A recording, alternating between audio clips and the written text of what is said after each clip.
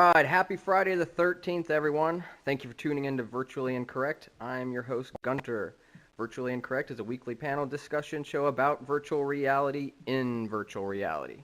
Topics that are interesting to the VR community will be semi-seriously discussed with the panel each week, with nothing off limits and nothing censored. Before we introduce our guests, I want to thank the fantastic RiffMax crew. Amazing guest here with me in the audience. RiffMax audience here, everybody watching via Hitbox and YouTube. I have an amazing panel of VR developers, personalities, enthusiasts with there tonight. So let's go ahead and meet them. First up, we have Ruuubick, French VR enthusiast, aspiring VR evangelist, and moderator of the Cymatic Bruce and RiffMax Theater streams. Welcome, Ruuubick. Hi, thanks for having me. Yeah, man, thanks for being here. Next up, we got Bullardo, host of PodVR and developer of an upcoming dungeon adventure VR game. Welcome, Bullardo. Thank you. Hey, thank you for having me. I'm glad you could make it out. And we also have Articulite, developer of VRchive and facilitator of the Hawaiian VR meetup. Articulite, what's up, man? Aloha.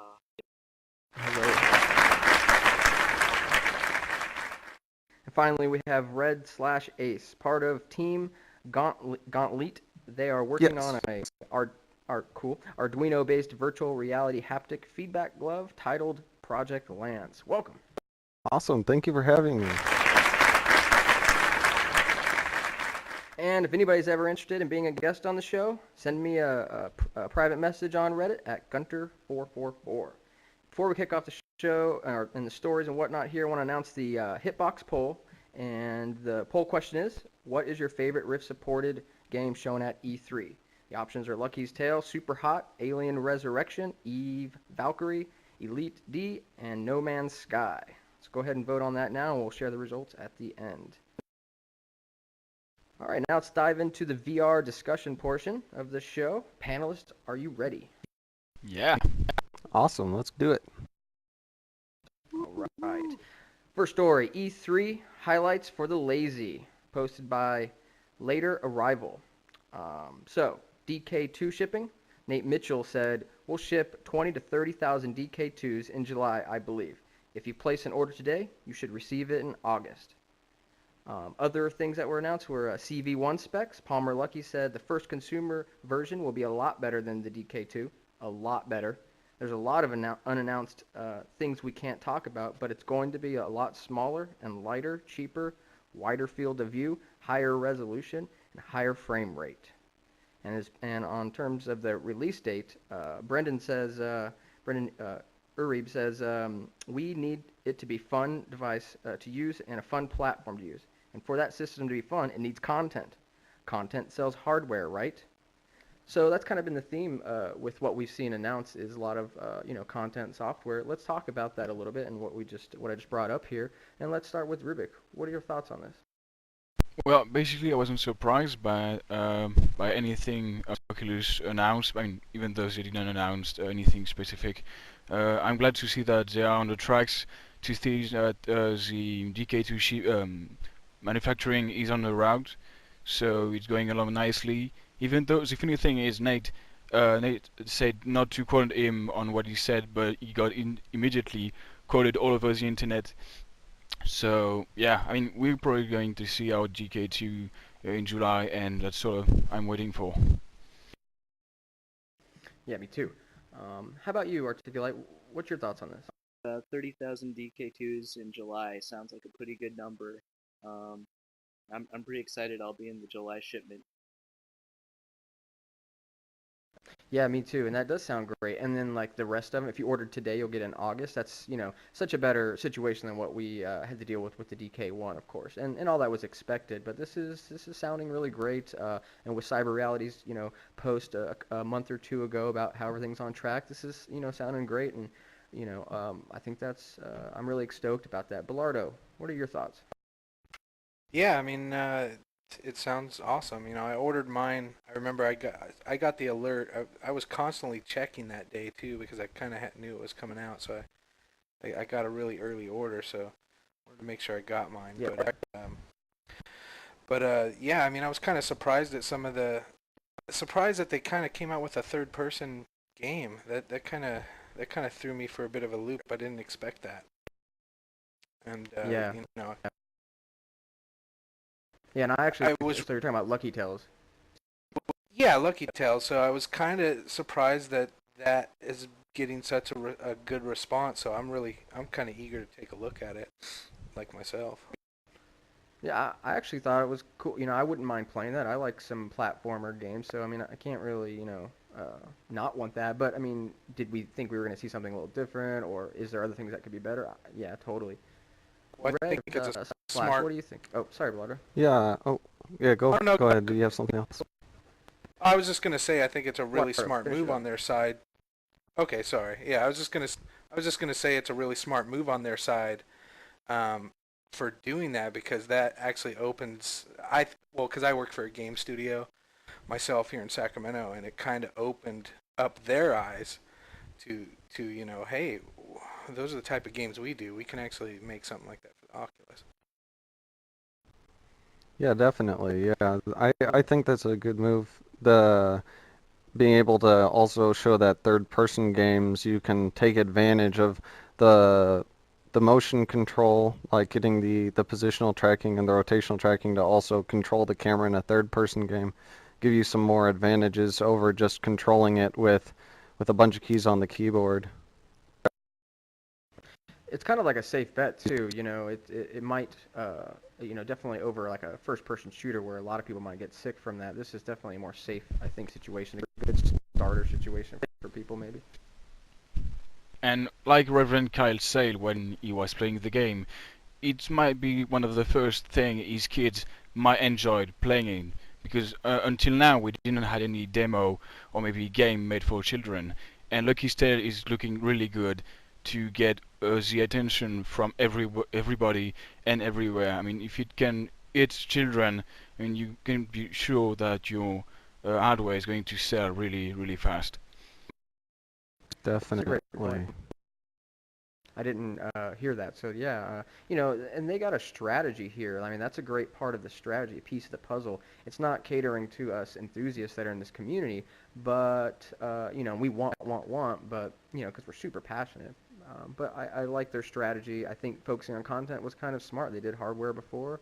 Now it's content. They need that. Worried about Sony and stuff with what they could have. Well, this was previous discussion. I'm not sure if everybody still thinks that way, but they have a lot of people that could make content for them. So I think it's pretty important. And as far as motion controllers, there was a lot of great reactions to Control VR. Community is expressing concerns about the cost and not being able to use it to move around. There didn't seem to be anyone from Oculus on whether they're working on a motion controller or not. So let's talk about that stuff. And let's start with Red. On Control VR, yeah, the price is my mic cutting out. Yeah, a little bit high, but I think that's gonna probably help them push it through since they're gonna have like IMUs. It appeared like on each of the fingers, but I hope that in the long run, for a consumer, you wouldn't want that high of a price. So hopefully they'd eventually be able to scale that back down to something more like what the Rift would cost, like the final consumer Rift would cost. Yeah, I totally agree with you there. What do you think, Articulate? Yeah, my sweet spot would probably be like $300. Yeah, exactly. I think you nailed it with the cost of the Oculus. Basically, I would drop it right now. My friend Nate was saying, they probably need to charge that amount, to do it right, and also to basically get the funding. I mean, there's only so much of us in the community, to actually support these things. So it seems to be getting successful. I think it was up to 305,000 last time I checked, with 20 days to go or something, and they were asking for 250,000. So hey, it's working. I definitely would like them, but I'm a little scared to buy that and then something else come out, of course, and all that kind of deal. What do you think, Ruuubick? Well, I guess seeing it from a Kickstarter point of view, they really had to put a price that would allow them to reach their goal as soon as possible, because they said they wanted to deliver in December, and to keep those prices, they had to start manufacturing really, really soon. So So I guess people who had the money put it directly in it, so it allowed them to start manufacturing really early. And I guess for future hardware they will create, I guess they will have the support of people who wanted to buy the product early but didn't have the money for it. Yeah, and Bullardo, what do you think? Any thoughts on the price or the content or these motion controls? Oh yeah, I mean, man, the price is just it's too much out there. Like, I mean, shoot, it's more expensive than the Omni, and Yeah. so I mean, another issue that I have with these controllers is just look how obtrusive it is to wear this thing. Like, we need whatever the controllers are going to be. It's got to be something easy that we can pick up, that we can put on. That's going to be, you know, user friendly. So it's You so don't want hard to to suit pick. up in a, you don't want to suit up in ProVR? Yeah, I mean, it's just, you know, I want something, a true gamer is going to want something they can just put on real quick and play. They don't want to have to mess around with this, you know, setting up everything, a 20-minute setup to get everything all configured correctly. Like Grover and Kyle said, it needs to be something like a jacket. You can just slip it on. Mm-hmm. One-step process. Yeah, so, I mean, They're as a probably thinking of developer, these things, but and also as a developer, it's hard because you're trying to like figure out what is going to be the hit, and because that's what I need to develop in my game, but you just don't know right now. So, you know, I've kind of yeah, picked that's STEM, but who knows I if think they're for going to come out motion with a winner. capture, though, it's a great product for motion capture. I mean, it brings down the barrier to entry. yeah, Oh, yeah, I'm yeah. excited for that. You know, that's unbelievable and really cool. Yeah, for mocap, those devices are a no-brainer. That's super cheap. And Articulite, Totally. you're a little lower again, so I'm gonna keep reminding you if that happens. All right, All right. so we talked about you know, I guess you have to, you know, put it directly in your mouth. I'm really sorry about that. Lucky's Tale we talked about. Let's talk about Super Hot. Who's interested in this game? Anybody? Ruuubick?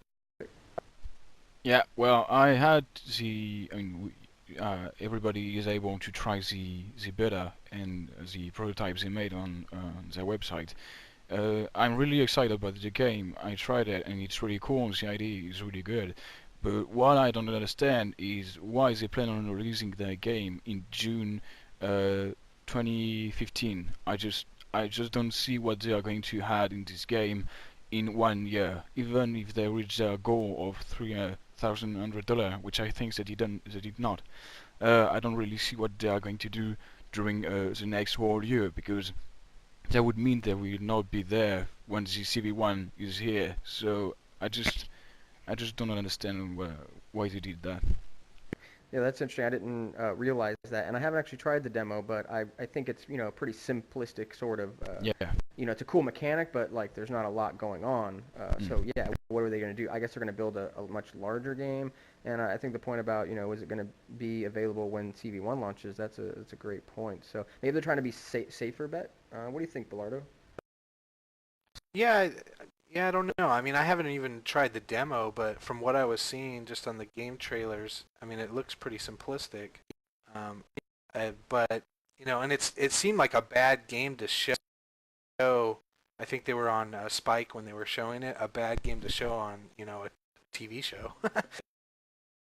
But I mean, I haven't tried it yet, so I want to try it and see what. I mean, that's the problem with all these VR experience and games, is that they could be completely awesome in VR, and you can't really explain it or view it the way it needs to be viewed on a monitor. Right. What do you think, Articulate? Well, I'm just thinking that, you know, they showed it with the positional. Can you hear me? Sorry. They better. showed it with the positional tracking on TV, and so playing a demo using our DK1s, we don't really get that game mechanic, you know, being able to dodge bullets by actually leaning. Right. But I tried the demo and I thought it was, you know, it was good, cool game mechanic, but definitely needs to be expanded upon. It's just a tech demo for now. Was it Super Hot? Or was it? Yeah, I like the branding, and I medium like high. the people behind the project. So I think there's promise. Maybe in the next one they can throw in ninjas coming at you. You gotta watch out for swords and bullet time too. Mm-hmm. Ninja cool. stars, throwing stars. Definitely. What do you think, Red? Yeah, I think on the shipping date, yeah, that sounds reasonable. Trying to push it out before CV1 comes out might be a little bit tough. Like on the, if all the publicity's now, then by the time CV1 comes out, it might not be so super hot. Excuse the pun. Right. That makes sense. Yeah. All right. None really. All right. Just scrolling on my notes here, and this next part that I'd like to go into is a guest interview, and we'll start with Articulite. And so you are developer of VRchive, and you also facilitate the Hawaiian VR meetup. And what I want to ask you is a few questions. Tell us a little bit about, how you got into this stuff and your interest in VR. Sure. So I got interested in VR like the day I was born, and ever since I've been really fascinated with it. But before DK1, in my eyes, there wasn't really VR. So when I saw the DK1 on Kickstarter, well, actually, they didn't have DK1 mock-ups or anything.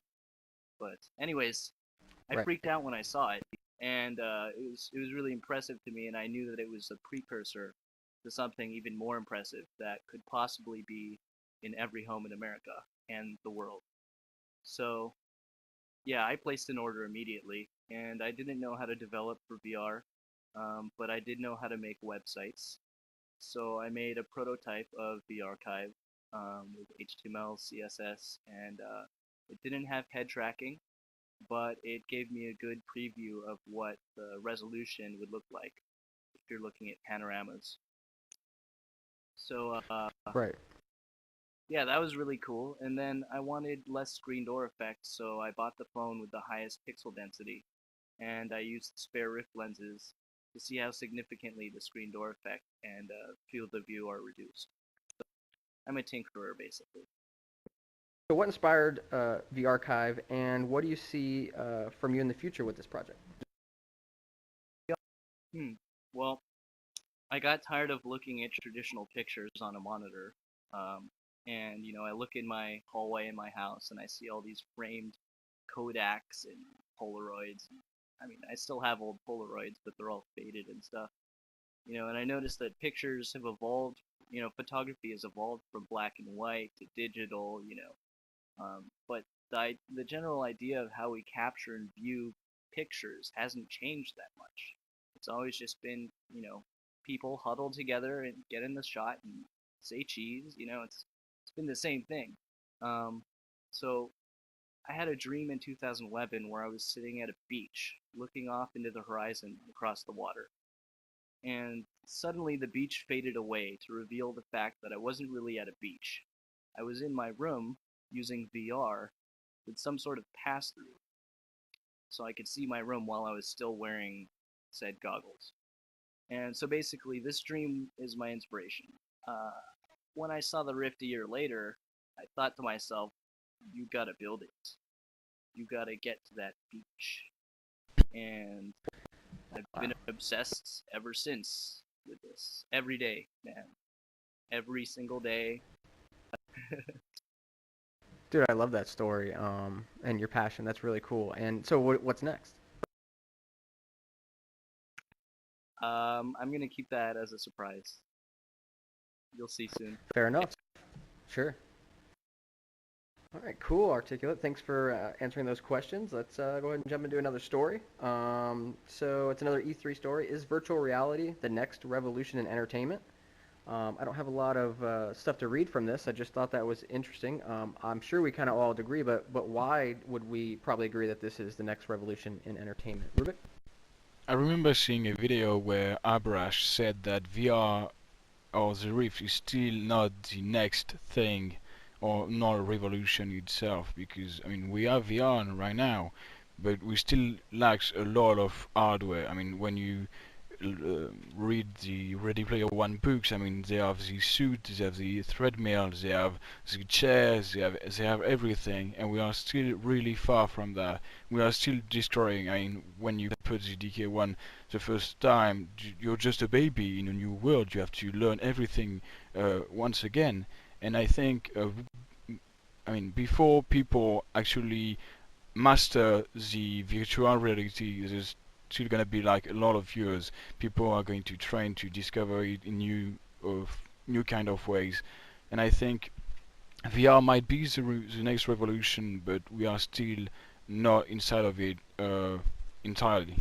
Yeah, I mean, it's just I think entertainment, video games, simulation. There's going to be so much more to come, and it's just exciting. Yeah, I think that's why it speaks to being like the final platform. Red, what are your thoughts on this?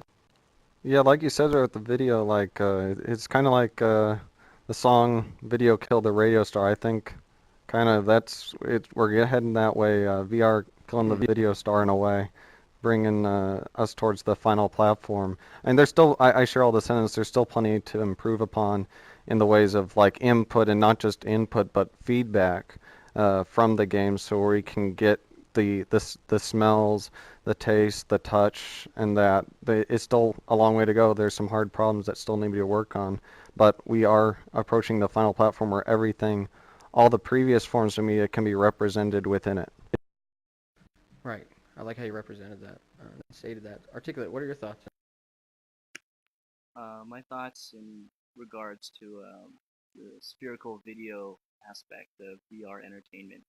Um, I think there's issues with bandwidth and file size because these are huge files. If you're trying to do video at like 4K to 8K at like 60 or 48 frames per second, it's insane.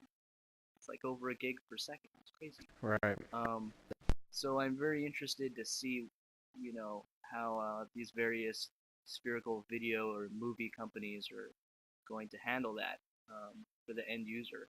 Then also you need to have a computer good enough too. But yeah, there's so many weird things with that. But I think that if we figure those things out, all the things we don't know, like where do we put the lights, where do we put the camera dolly, I think we're gonna have to figure all that stuff out before people start really accepting it.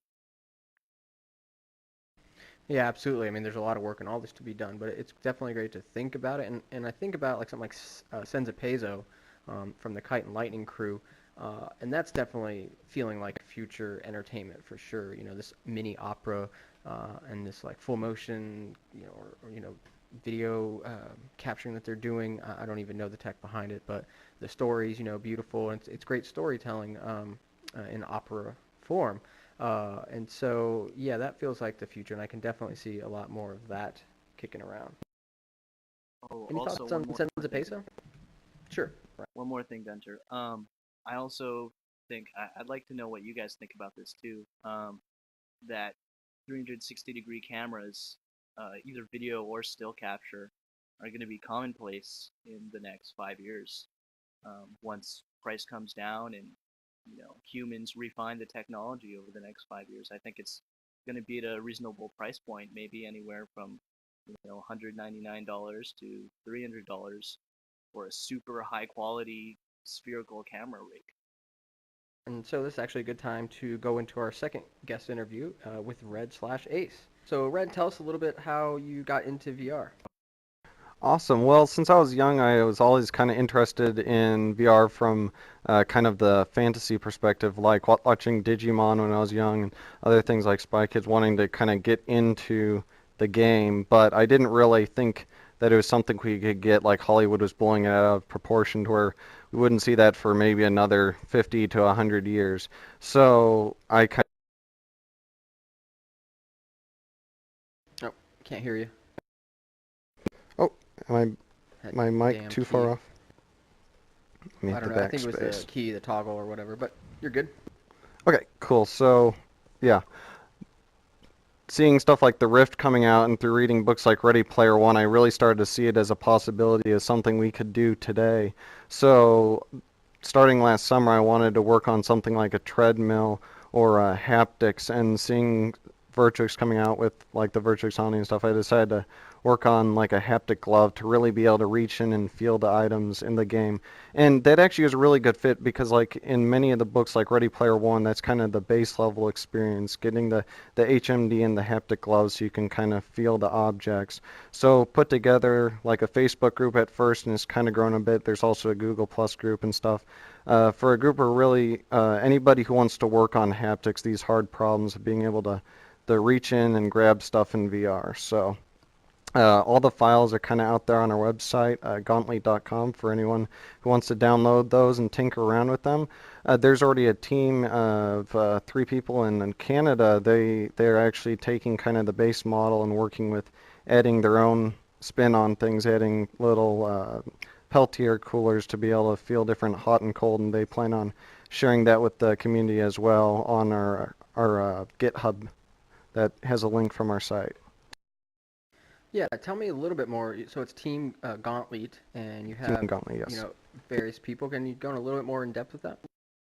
Okay, so yeah, Team Gauntlet is the name of the group, and yeah, we have a few different people working on different projects. There's some people in South Texas. They're kind of working on the haptic gun. They went and joined our group, and they see working together with a haptic glove, you could have the experiences where you're kind of reaching around and feeling objects, and then whenever you want to get kind of the kickback of a gun, which our current glove design doesn't really give you a kickback, you could deactivate the glove and now you're holding the gun, you get the kickback, and then whenever you go back to picking up stuff more adventure style, you put the gun back and then you can go back to manipulating objects. I'd also see kind of like this glove working good with something like tactical haptics where you can get torquing forces in your hand as well. Some of our other people, like I mentioned, getting the hot and the cold. Other people locally, I have a few friends who are looking at adding the ability to get the kind of sensation of pressure on the palm by adding an inflatable balloon into the bottom part of the glove. But yeah, it's definitely open source. We're putting all our stuff out there, and open group for anybody who wants to tinker around with feeling stuff in VR, because it's a hard problem. So giving it out to kind of a million people to kind of experiment around with, you kind of get the synthesis of all the ideas together and make a really good glove for everybody.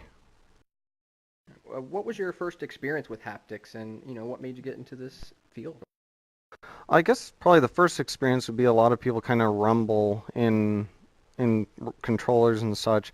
I guess the what kind of got me interested is because my loves have been robotics throughout like high school and that, and then also ever since the Rift came out and kind of through reading deluging myself with all the VR content, these two together have kind of become my passion. So finding a way to put those together, the haptics seems like a good fit. Excellent. So you attended SVR, and did you try out any haptic solutions there, and what do you think? Oh yeah, definitely. That was great getting to meet several different people working on haptics. One of them was kind of a modification on the Rumble. I don't know if I'm allowed to go into too much details on it, but it was a great variation on Rumble. What? It's top secret. Oh, okay. Top Maybe I can't secret. go into it. So It's not like it we're was pretty streaming, cool. though, so no, I'm just kidding. Yeah. So I won't go into that too much, but the tactical haptics was really good, getting to feel kind of the torsion forces. That was excellent. I can't wait to do maybe some sword playing games with that. Yeah, absolutely. That stuff's really exciting. So what's next for you? Well, we're working on improving our current version. Currently, it works great for large hands, but I'd like to see it work with also small hands. That was one of the things that kind of was something that I felt sorry for when we went to Maker Faire. Like a lot of the kids couldn't really try it out. So making 5 different sizes, improving our current version, so by the next DFW VR meetup here, more people will be able to try it out. And then after that, we got plenty of feedback when we were in California. Me and some friends who went to like Maker Faire and SVVR Expo to work on like a 3rd iteration of it. But yeah, we'd love to see people kind of fork off from our design and make their own versions. So that's why we put it all out there for other people to experiment around with. Fantastic. Well, thanks for answering those questions. And let's move on to the next story. Palmer Luckey called out ANTVR as being dangerous to VR. This was posted by Patrick Constantine, and it's an article by Stuff Magazine. I'm going to read a few things here. Palmer Luckey stated previously that the only thing that can kill VR is bad VR. It's good to see, this is a quote, it's good to see other people in the VR market. It lets people know that VR isn't just this thing that one crazy company believes in. It's something that a lot of companies, even really big companies, believe in, he says.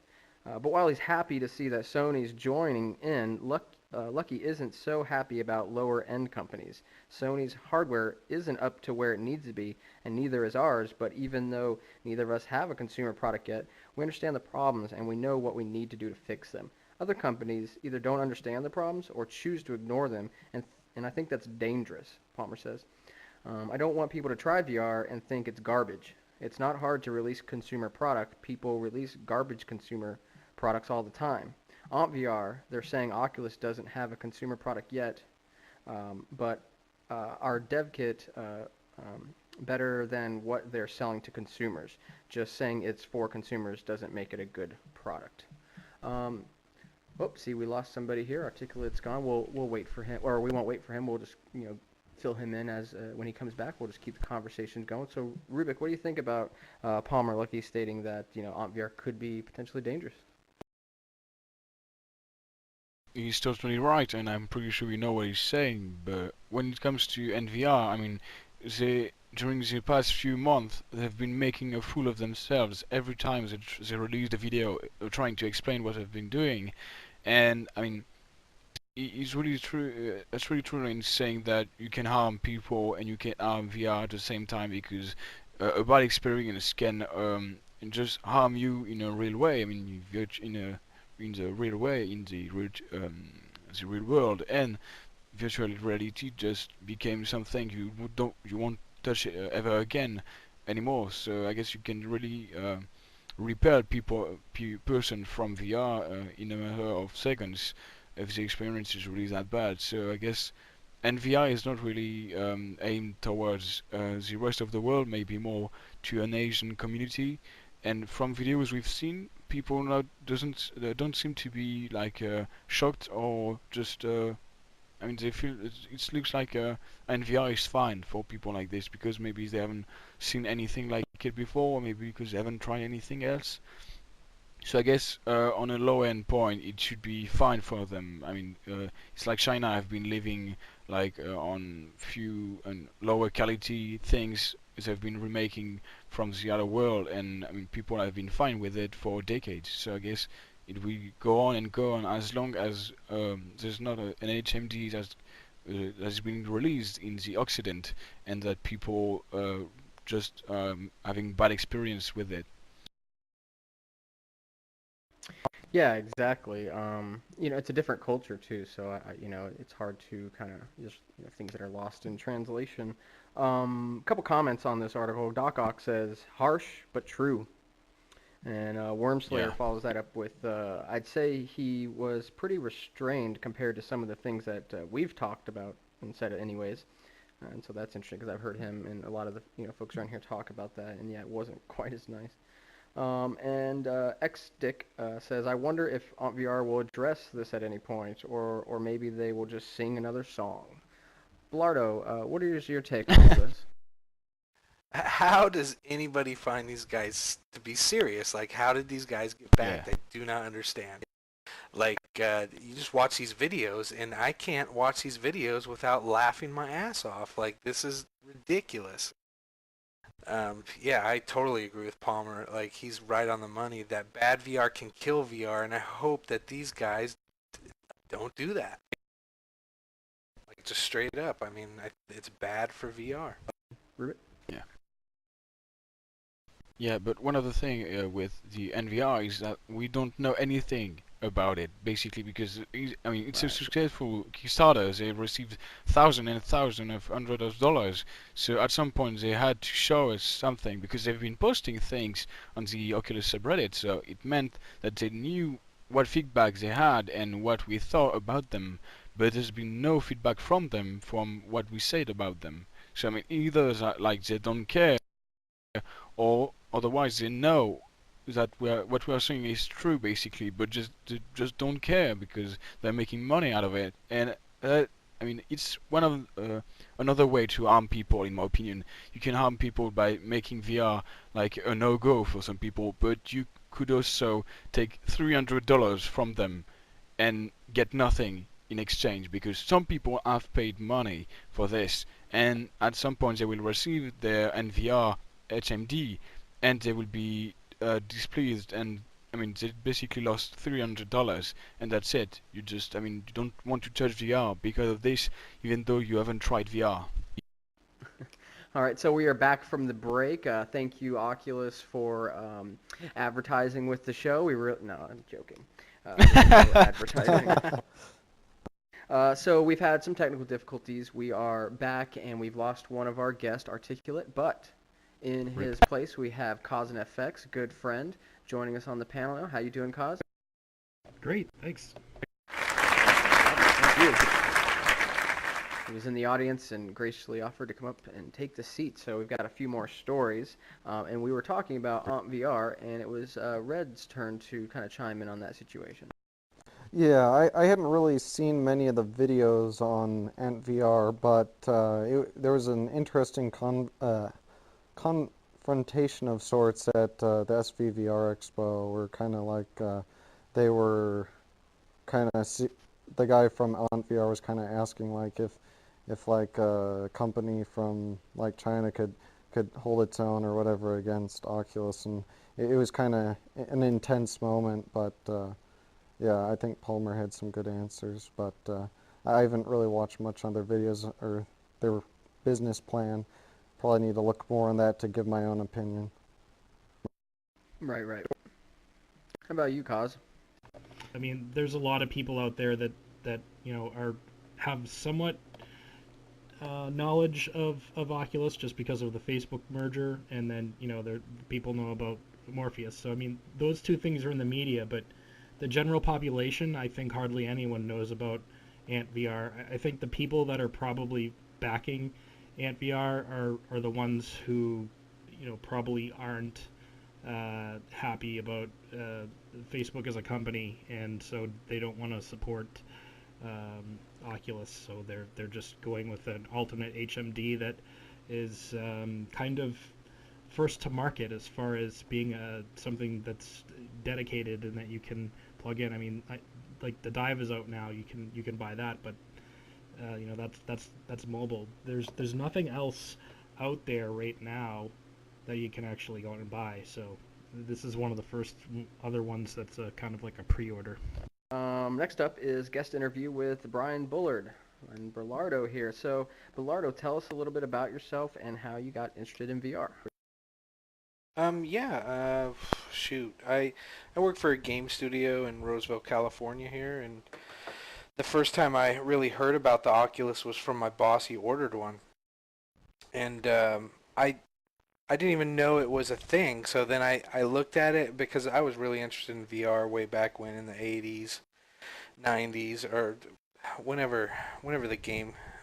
When was that? Was that Long time ago? Yeah, I think it was early 90s actually. So I was very interested in that, but then I saw that he ordered it, and I was like, I started doing some research, and I just couldn't not order one. So I ordered one, I waited, and then it arrived, and once it arrived, it was perfect timing because I started a game jam, and I'd already been working on a game for quite some time, or prototypes basically in Unity, and got to do the game jam. Oh, go ahead. Sit down, Gunter. No, I just jumped out of my... Yeah, so I got to do the game jam, and I made a game called the Intergalactic Class, which was a multiplayer space battle game. And not even thinking, oh, who the hell has two riffs they could even play this with? It was way too ambitious. but I did make it. I made the deadline, and from there, I was working on a game of my own, which is I've always dreamt of making an RPG. So I'd been working on an RPG for some time previously, and I kind of just scrapped it all to make an RPG for the Rift called, well, right now it's Project Dungeon Adventure, but the name will probably change as I get the demo ready. Excellent. Yeah, I was going to ask you next about, when did you and why did you decide to start podcasting about VR? Well, that happened because, I was looking for a community, and I found Silicon Valley had a meetup, and so I joined the meetup, and I planned to go out there, and someone else was on there, Matt Carroll, and he said that, he was looking for someone to ride share, and so we did, and we went to the first few ones, and we were talking so much VR on the way down, and, I had been listening to Reverend Kyle, and just I wanted to hear more podcasts about VR, so I was just like, it just makes sense for us to do one. We just live literally a half-mile away from each other. And so we just got a crappy mic, and that first episode was made, and then, we've got a better mic since then, and things have actually, it's just one of those things that it's just like get opportunities or more people to talk to, and we're kind of in the hub of this whole boom that's happening too, which is kind of crazy. Yeah, that's a great story, and you guys are in, a key location. So, love listening to that, and think more content is, really important. So yeah, just tell us a little more about this dungeon RPG that you're working on. So yeah, I mean, I've been working on that for about 8 months, give or take 7 or 8 months. So I had to scrap everything and kind of think about how to represent the GUI inside of an RPG.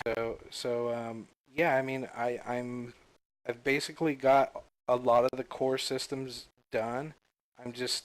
Now I'm in the design phase of the actual the game. So I'm hoping within the next 2 to 3, or probably two months, to have an actual full level game demo.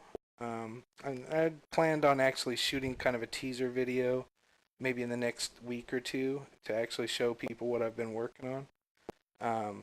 And yeah, I mean, it's really been my dream. I'm a big RPG fan, and just that was the one thing when I put the headset on, I said, this is gonna be freaking incredible to be in an RPG, to be swinging a sword around, to be like doing these quests, or it's just been a lifelong dream of mine, and I'm actually at the point where I can do all this stuff.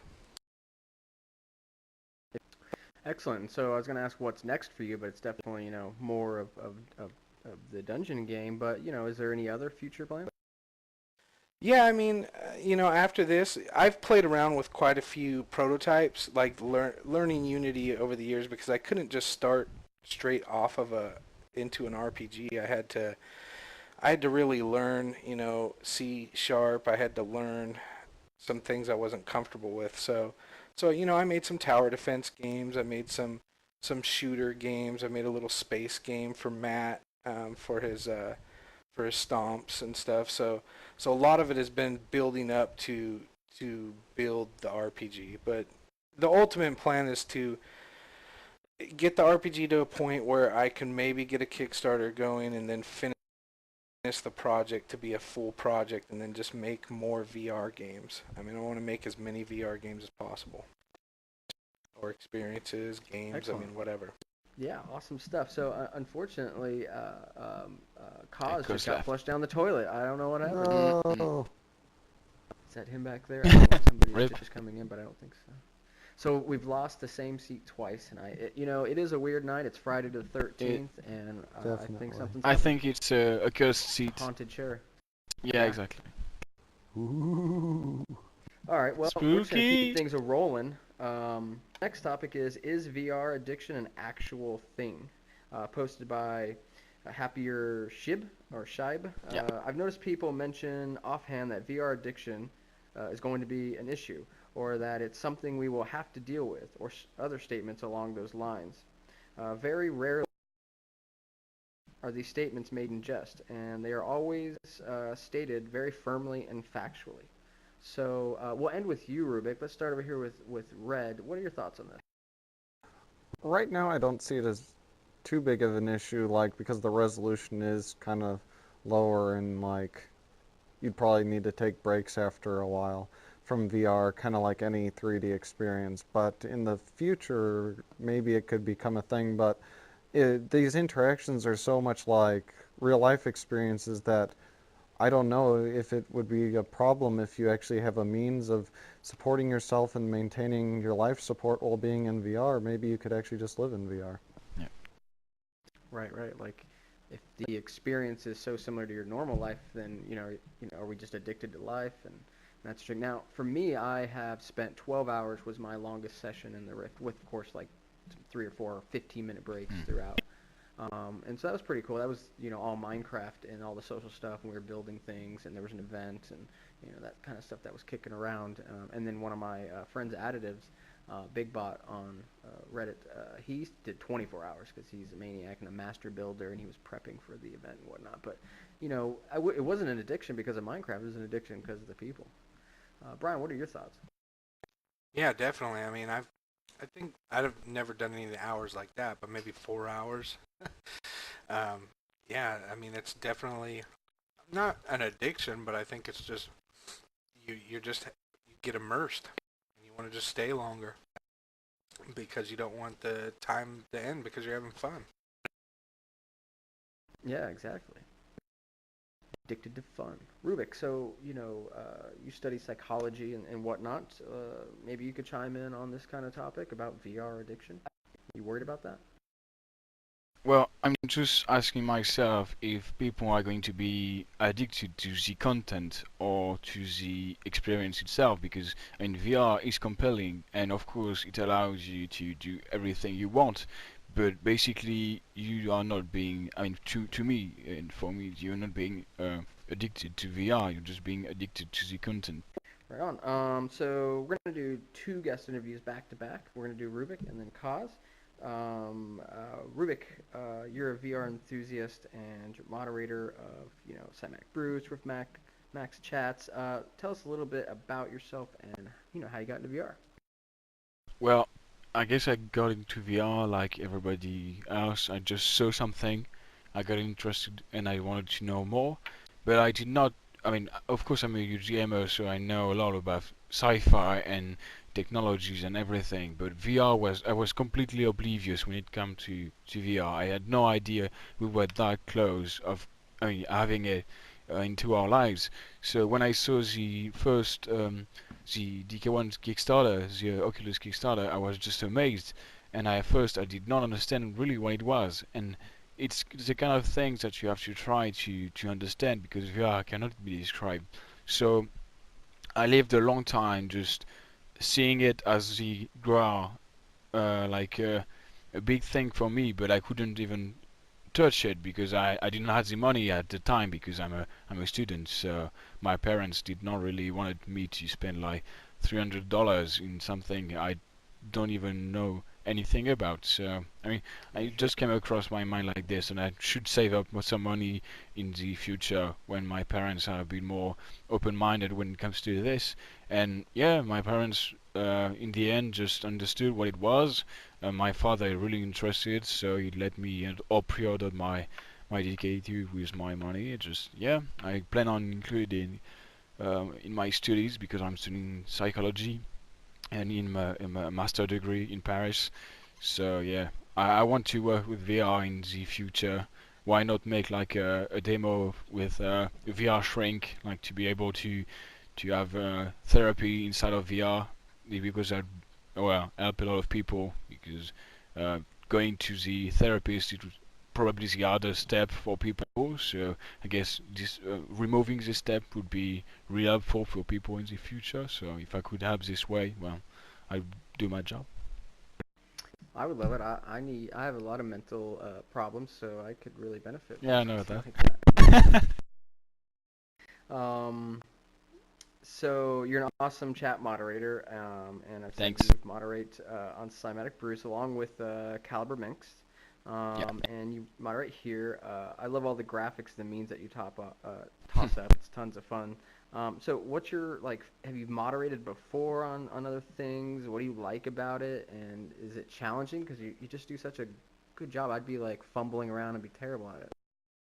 Well, I've been moderating but a lot of things, and not that seriously, because often it was only a few people, and like at the beginning of Cymatic Bruce's stream, there was only a few people, so it was not really challenging. I mean, I was a person amongst others, and I mean, I didn't do anything in this community yet, so I've been moderating a lot of forums, streams everywhere on the internet, so I was not new on this stuff. But I mean, moderating Bruce's stream is so easy and rewarding, because this community is so great, and I'm not even moderating because I have nothing to moderate. People just have like meaningful conversation, debates. People are talking about stuff that everybody understand and love. I mean, we had one troll in the entire Bruce experience, and even though we had one troll, people made not fun of it, but they used. I mean, the person has the SEII hack that they post in the chat, and everybody just copy pasted it in the chat, and it was a huge fucking mess, but everybody enjoyed it and had fun. So I cannot even say I'm moderating stuff at the moment. I'm sure that Right. at the second the community is going to be bigger, my job is probably going to be harder, and I will have to be severe and really be a moderator. So that's gonna be the break point of the fun stuff, because right now I'm just having stuff and laughing with people and just, yeah, I'm trying to be entertaining and make the experience even better for people. But right now I mean, my job is only being funny, and but at some point, yeah, I will have to moderate really seriously, because I know that the internet and people on the internet can ruin experience for other people. So yeah. Yeah, and that that's super important, but you don't have to worry so much about that, like you're saying. So Yeah. that's a great point, and you really just get to enhance the experience of everybody by being funny and just adding more to the show. So that's Yeah, you do. super. He Thanks. does a great job. Good job, Ruuubick. Yeah, no, it really is great, and so of course you had previous experience, because I mean it's really good. So I kind of figured, so that's really cool. All right, cool. Well, let's talk to Kaz a little bit. Didn't prepare much questions for you, Kaz, but just tell us a little bit about yourself and how you got into VR. So I got into VR probably the early 90s with the virtuality systems back in, I can't remember, it was before 95, I think sometime between 91 and 94. There was a virtual reality expo in Boston that I went to with my cousin. It was so long ago, I don't really remember a whole lot of the experiences I had. I remembered more of just waiting in line. But so those experiences back then weren't as profound. But I mean, yeah, since then I've always kind of been interested in it. I got Sony Glastron in the late 90s and played around with that, and I tried the system at Disney at the Virtual Quest that they have. Yeah. Up until now, I'd been that. following it quite a bit. I mean, I was reading in Meant to Be Seen before the Oculus Rift, and checking out some of the DIY projects, just kind of like looking at it every couple of years, checking in to see what was going on in VR. And so now I'm really excited about We're in VR now. where VR is going. Yeah. So I mean, amazing. I've got a dive right now, but I don't have I don't have a HMD yet. Well, as far as for in here, I have a DK2 ordered, so I'm really looking forward to seeing that. I mean, like I've said, I've got to try out. I've tried probably about in the last month, I think 9 different head-mounted displays. So Wow. I've got to try pretty much most of the stuff that's out there. So I'm really looking forward to getting getting into it more. And so one of the other things that I'm going to be doing soon is starting a show here in RiftMax, and it's going to be a news show, basically focusing on the headlines. Just quick show every day, hopefully every day if I have the time to do it. And it'll just kind of give the headlines to everyone, because I know like a lot of people don't have time to go through Reddit, and they don't. There's so much new stuff coming out all the time that I figured, okay, I can say, here, go check this out. This is at this website that you can go look at, and kind of bring to the people a consolidated view of the headlines every day. That's awesome. I think it's such a great idea. I think exactly what people want, and that's what I think is really important when you do this stuff that's providing content and whatnot. So a daily news, I mean, you can't go wrong with that, and I love the idea of you doing it in VR and in RiftMax like this. It's so cool, and so anything me or I'm sure many the rest of us that can do to help, we're with you. Yeah, I'm not sure about as far as like if I'm gonna have co-hosts or not. I'll probably start off by myself, but I mean it'd be pretty cool to eventually expand to, have it so that there's multiple people. Like when you watch a regular news show, you have 2 hosts usually, and like a weatherman and a sports person. So I could see that for different segments of VR, because it's going to get to the point where there's going to be so much news every day that it's going to be hard for one person to cover. Another thing that I'd like to do is be able to, since you'll be able to do your own recordings here in RiftMax, I thought people could do their own special segments. So say, for example, they go to a local meetup, they could do a quick interview with some really cool new tech that hasn't been seen yet, and I could show it on the VR news every day, different small interviews, that sort of stuff. Yeah, that's really awesome. I really can't wait to see it. I know you're still in development. It's gonna, you want to perfect this and get the tools you need, but I really can't wait for it. Yeah, it's going to be exciting. I'd eventually, like to move into the virtual reality as, the industry as far as a full-time job. I think pretty much all of us at this table eventually want to do that. But that's my goal, and hopefully in the next few years that we can make it a living at this. Yeah, I'm really hoping that I become the next PewDiePie of VR. Please no. All right, well, we're coming to the end of the show now, and I want to ask the audience if they have any questions. We kind of have a thin audience tonight, but if you do, line up at these microphones over there, and we'll totally take your question. In the meantime, Ruuubick, can you look up the Hitbox results for the kind of favorite game that you're interested in, the Rift supported game that came out of E3, or at least that was highlighted there? So Lucky Star is the winner with 30%. Behind we have ANTVR with 25%. Then No Man's Sky with 20%. Super Hot and Elite Dangerous with 5%. Very interesting. Lucky's Tale wins it. That's really interesting. Very cool. And we have a question. Can you state your name and give us your question or comment? Oh, this is Von Felty. I was thinking of something that I'm not sure they're going to be able to resolve. I know everybody's into like those 360 videos, like exploring Japan. But when the DK2 comes out, how do you think they'll address being able to lean around in those 360 videos? It's a great question. Anybody have thoughts on that? You won't be able to. Yeah, well, I guess. I mean, you will in like the first 180 degrees, but once you're completely turned around, you'll be out of camera range, and then you'll just be back to the old neck model. You'd almost need a 360 connect along with that to kind of capture the point cloud data as you're going. I mean, either that or once the STEM system comes out, I'm planning on, or even Prio VR, you'll be able to put a tracker on top of your head so that when you're say in a omnidirectional treadmill, when you're faced the other way, you can still have you move around directionally.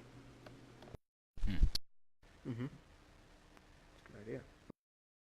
Yeah, STEM or Prio VR. I mean, they'll have enough sensors on those systems to be able to do positional tracking when you lose sight. I mean, that'll have to be built into some APKs and stuff, so that when you lose the positional tracking of the DK2, you can either override it with one of these other systems, or just use one of these other systems as kind of like the main device for positional tracking for your head. I think though when you're capturing the video, you'd still need the point cloud data somehow, so maybe both of those together will be important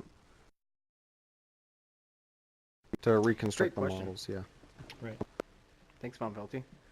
And so last thing I want to do is basically go around and have everybody, give a little plug if you'd like. If you don't have anything to really plug something else of somebody else's that you're a fan of, and let's just start it from Ruuubick. No, I don't really have anything to say. It's been a great night. Thanks to everybody for spending time here in RiffMax, and thanks for having me again. Right on. Bullardo? Yeah, I mean, other than the podcast, which is podvr.blogspot.com, and our meetups, and hopefully in the next 2 months or so there'll be a demo out, and just try my demo out. I think it'll be named Dungeon Adventure, but we'll see about that. Cool. Can't wait. What about you, Cos? So yeah, I got the VR news, and it's going to be. I just set up a blog. I mean, it's totally empty right now until I start my show, but it's going to be vrnews.tv. And let's see, one other thing I'd like to plug is my band, Sunchill3. It's number 3.com, and you can check out our music on our website, and we've got a couple of YouTube videos up. Good stuff. And Red. Okay, one thing I'd like to plug, if you're a developer of VR Enthusiast and you happen to be in the Dallas-Fort Worth area in Texas, we're going to be having some monthly VR meetups, so check us out on meetup.com, so wanted to give a plug to that. I have a plug finally. Yeah. I'm sorry. Just we had our first RiffMax karaoke for Europeans last week. Yeah. We had a great time, even though we didn't have any people. A few people came up and showed up, but some of them left. But we had a great time. I mean, people sang in their native language, so it was really fun. So if Europeans are interested, we're probably going to have the next episode on Tuesday, I think, next week. And so if people want to join, just have to wait on the subreddit, and we have a post ready for you for the time, and just to know how to join us. That's awesome. Karaoke night is such a fun thing. Yeah. On Thursday, and it's just great seeing it expanded to Europeans. I love you guys, and wish I could make my show work better. Ruuubick, you're always here, and it's because you're addicted to VR, apparently. Yeah. I don't sleep Your own anymore. case study. You gotta study yourself. I Exactly. think that's great research, Just jump right in. Cool, guys. So that's pretty much it. If you're ever interested in being a guest, reach out to me on the Reddit, Gunter444. And I think we're going to keep the audience spots pretty open, so there shouldn't be a password in the room. If you want to be in studio, come on down. It's like a great party here, so please join. And that's pretty much it. So I will see you all next time on Virtually Incorrect. It's been a pleasure. Thanks to all my guests and all the audience members, the RiffMax crew, Holotape, authors and commenters of the story, and this whole damn VR community that I love.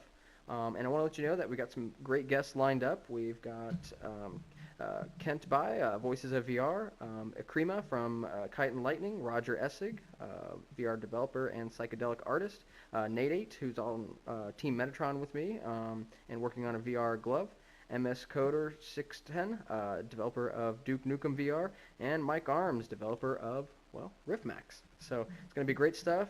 Stay tuned and keep on riding the wonderful. Good night, everybody.